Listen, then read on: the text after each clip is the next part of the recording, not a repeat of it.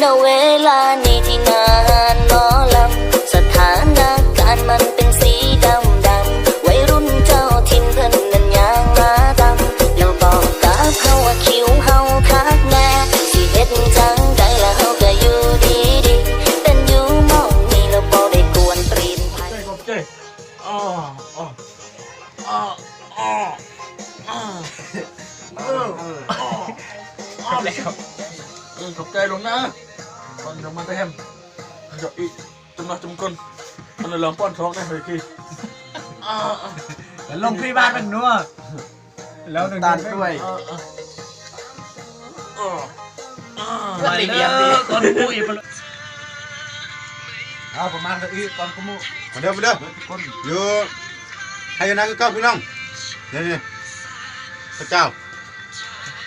มาเด้อกินน้ำไอ้พูดอะไก่ก่อนกูมูไก่เอิ่มเย่ความล้ำบ้านจุดลุยจุดเอียกอ่ะเยอะเอียกอ่ะเนี่ยส่งเอียกอะไรอยู่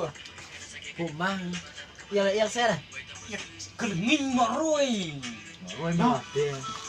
น้องส่งเอ็ดนาได้ผมมั่ง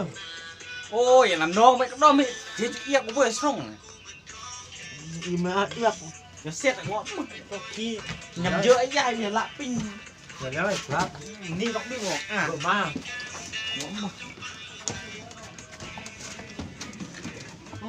เฮ้ยจุ๊บปุ่มอ่ะสมลงเกือบ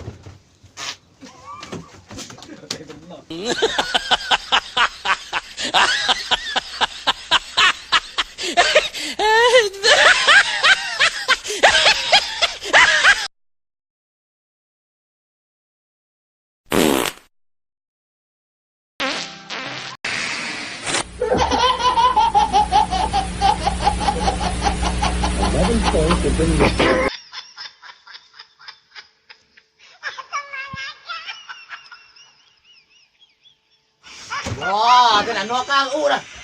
แต่หนังนอกอู้มาห้ามเมื่ออู้นี่ของอู้ปูไปอู้มั้งเหรอเมื่อปุ้มเย่เนี่ยปุ้มมาเมื่อทำไมเงินเราต้องปูมึงปูจนซ้อปุ้มเดี๋ยวก็ทำห้ามอู้มันทบตุ้มมูเคลื่อนออก